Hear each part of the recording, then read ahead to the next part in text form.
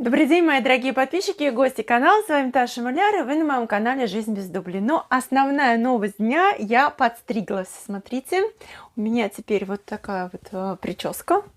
Вот видите. Причем подстриглась совершенно случайно, сама, вчера.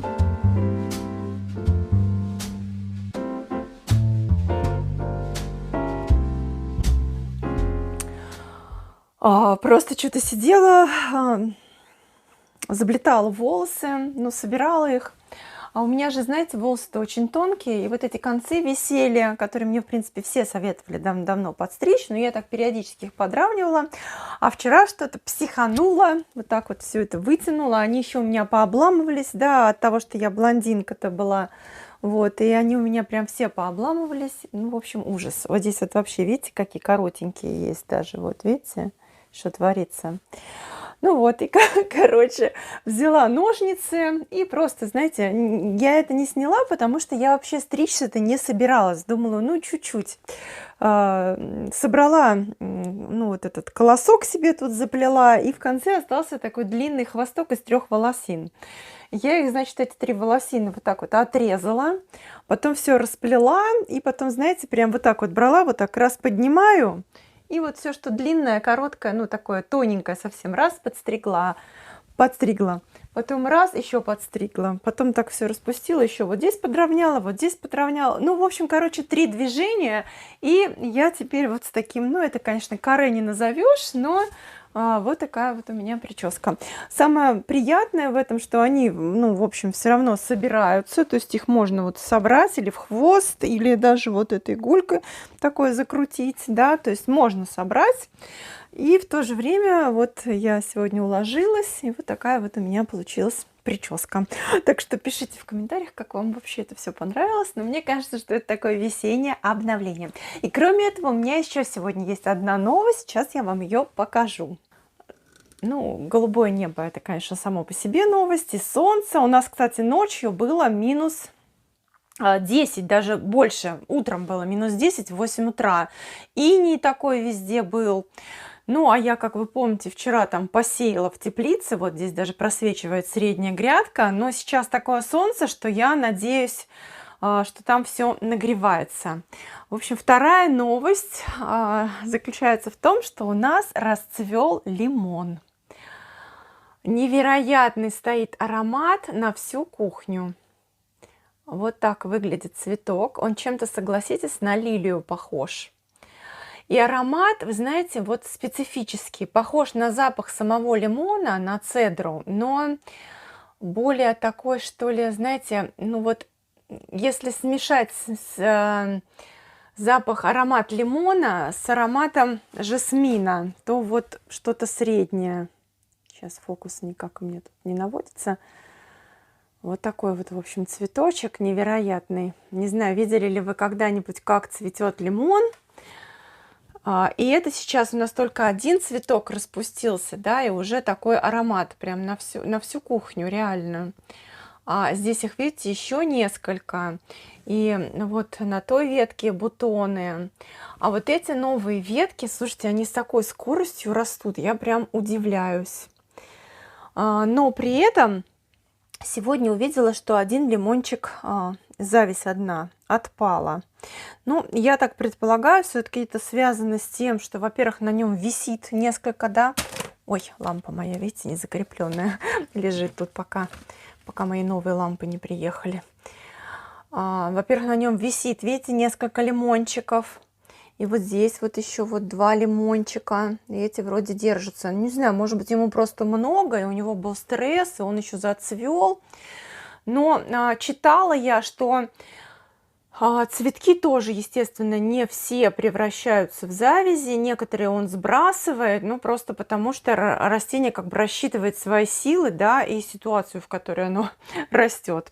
Ну, в общем, посмотрим, как это будет развиваться. И опять же прочитала, что готовые плоды, вот эти желтые, до 2 лет могут висеть с декоративной целью. В общем, если хочется, можно их оставить и до 2 лет не снимать. Мультифлора у меня сидит вот здесь, который мы вчера с вами выкупали. Вот смотрите, ну, буквально будем считать, день прошел, да. Вот они, эти зеленые росточки. Я еще сегодня немножко ее удобрением полила. Ну и, как помните, эпином. В общем, вот эти не знаю, живут они или нет. В общем, жду. Ну, 3 у меня в любом случае живые. Так что я думаю, штук 10-12 я с них сделаю растений. Рассада стоит, вот как раз конденсат, видите, на всем.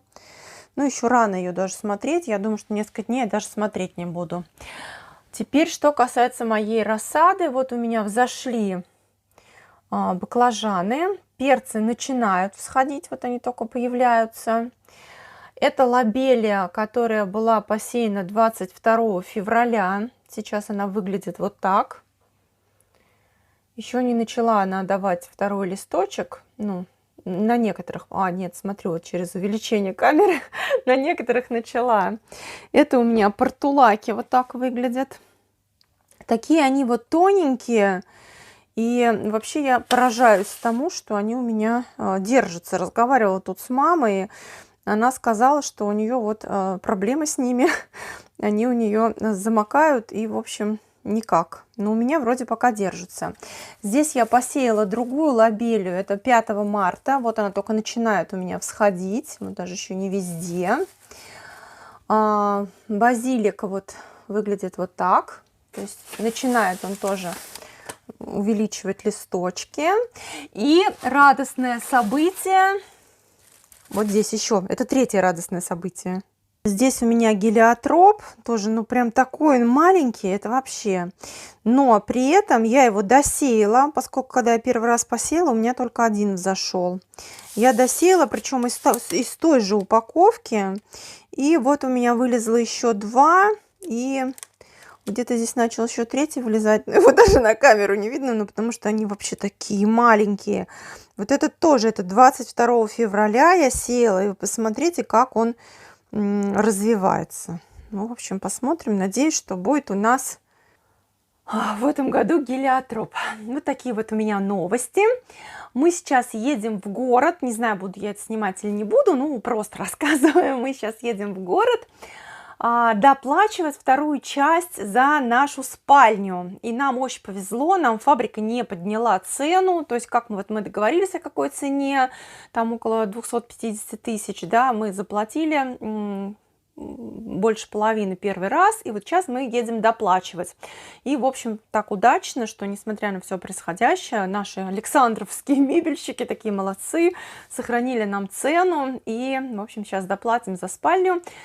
Ну и я надеюсь, что мы завтра начнем уже красить спальню, и я покажу вам ковер. Ковер я вам не показываю, я уже говорила, потому что мне его негде расстелить, чтобы показать, а он большой, 2 на 3 метра.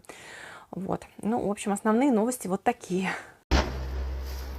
Ну, мы, как и планировали, приехали в Александровск, и уже, на самом деле, сходили на фабрику мебели. Я про это сняла вам отдельный выпуск, который выйдет следующим, да, после этого.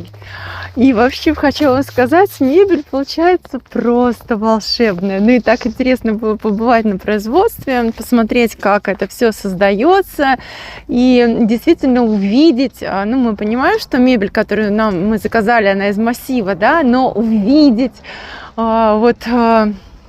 сам процесс ее создания, это невероятно.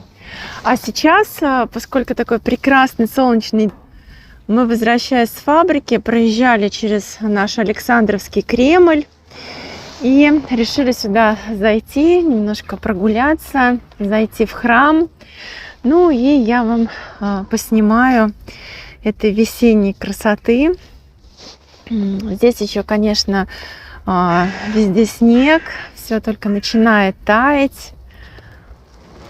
Но, вы знаете, когда сюда попадаешь, вот сама атмосфера, да, и вот есть такое понятие место силы, да, место, где ты действительно энергетически заряжаешься, наполняешься, и вот это вот ощущение истории веков, да, а он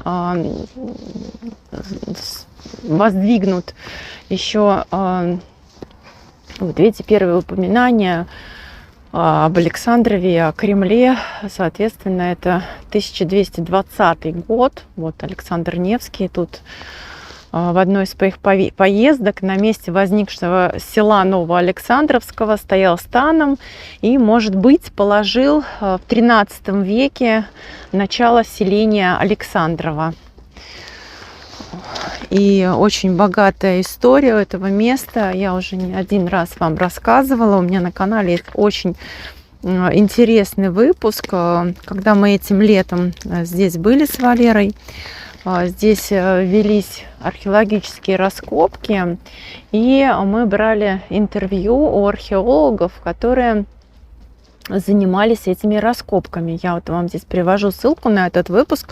Обязательно его посмотрите, если вам интересна история и интересно более подробно узнать про наш Александровский Кремль.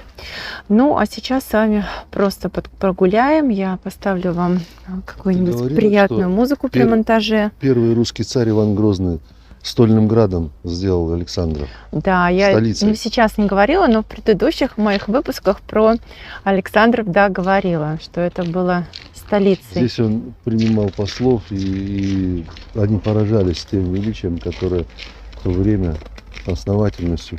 С того времени все стоит. Угу.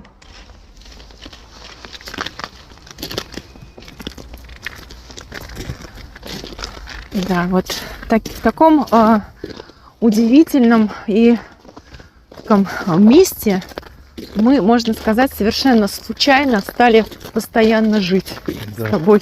В царской резиденции. В царской резиденции. В Стольном Граде. Из одной столицы, по сути, переехали в другую, более древнюю, первую столицу. Вот так это получилось, понимаете? Нет, да, конечно, не первое. Первое упоминание о Москве, она тогда, может, она еще и не была Стольным Градом. Да. В 1147 году. Это было первое упоминание о Москве. Тогда она не была Стольным Градом. А вот когда она стала Стольным Градом, кстати, знать, 750-850 лет, да, 850-летие Москвы было. Значит, она уже Стольным Градом. Хотя, может быть, и нет. Надо посмотреть в интернете, когда именно Москва стала столицей Руси. Потому что если первый царь Иван Грозный, то по большому счету он и был основателем нашего государства.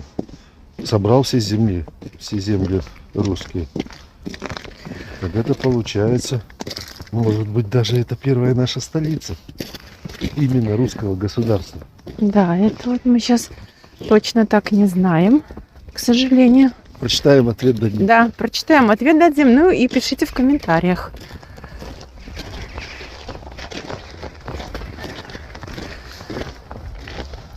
Да, а вот так представляете, как все в жизни совершенно действительно случайно складывается. Ведь когда покупали эту дачу, где в результате мы живем, ну, во-первых, ничто не что когда-нибудь мы будем тут постоянно жить. Вообще ничто не предвещало. Во-вторых, это место, ну, я не могу сказать, что вот как-то вот мы искали место там под Александровым. Александров был город нашей мечты, и именно сюда мы всю жизнь стремились. Нет, мы, что касается вот нас с Валерой, мы, наоборот, ездили, путешествовали там по России, все присматривались к разным городам, и все думали, ну вот, когда-нибудь, может быть, на пенсии мы куда-нибудь переедем из Москвы, хотим какой-то домик, в Крыму присматривали, да? Да, потом, к морю. Да, ближе к морю, потом присматривали про Карелию, тоже подумывали про русский север, вот, и... А как вы думаете, какой мы сейчас вопрос задаем себе больше всего? Какой мы задаем вопрос? Почему нам Александров нравится без всякого выбора? Да, представляете, вот действительно нас просто судьба сюда. Почему нам так здесь хорошо? Да, вот мы не знаем сами. Мы же его не выбирали, как-то все само собой получилось. Да, мы даже песню переделали, поем: Александров, Александров, этот город наш с тобою, стали мы его судьбою. Представляете? Вот так вот. Вот так вот удивительно получилось. Вот такая история. Правильно, знаете, говорят, что человек предполагает, а Господь располагает и управляет. Ну, мы сейчас дошли до храма, едем в храм, ну и потом я покажу вам какую-то такую небольшую прогулку по этому месту под музыку. Ой, какой сегодня день! Сзади тебя выходит. Да, вот смотрите, солнце. Какая архитектура, какое изящество этих башенок, этих окошек. Красота. Пропорции.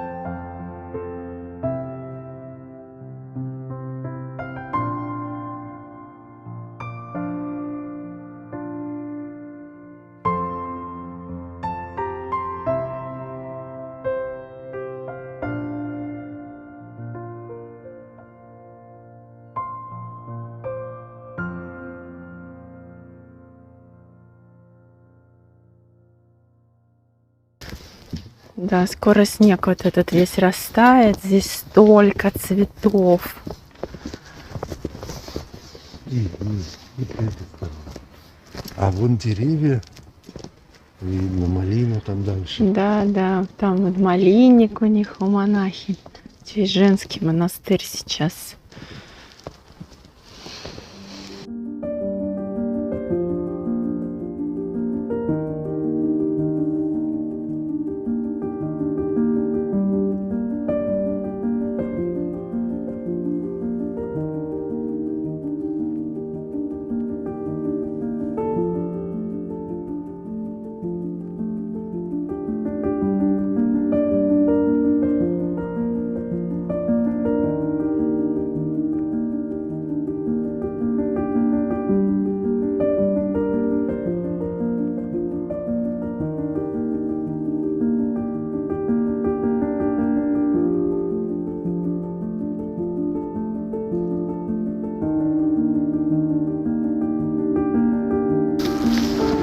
Ну вот мы с вами немножко прогулялись по Александровской Слободе.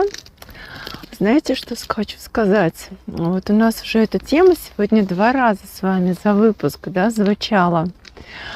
Насколько удивительна и непредсказуема жизнь. Ну вот мы сказали про то, что мы совершенно не подозревали о том, что мы когда-нибудь в жизни окажемся в Александрове, так полюбим его и будем здесь постоянно жить.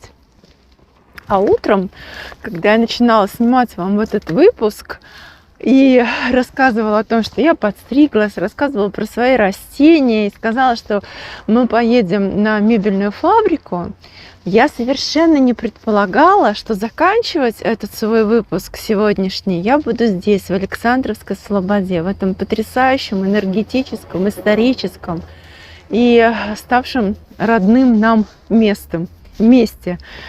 Вот. Так что жизнь, она удивительна и невероятна. она полна событиями, и мы можем только предполагать или мечтать, что будет завтра со всеми нами, да. Мы можем только строить какие-то планы, осуществлять свои мечты, но самое главное, мне кажется, это благодарно и радостно принимать все, что тебе дает жизнь. Из всего извлекать свои уроки и понимать, что все, что с нами происходит, и хорошее, и плохое, в конечном итоге это нам во благо. И в конечном итоге все для чего-то.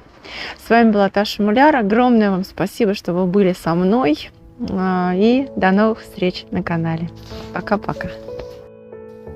Спасибо за просмотр. Приглашаю посмотреть и другие интересные выпуски на канале. Рецепт пасхального кулича. Старинный и очень вкусный, настоящий, влажный такой кулич. Украшение дома к Пасхе. И экскурсия по Александровскому Кремлю во время археологических раскопок. Интересный и познавательный выпуск. До новых встреч!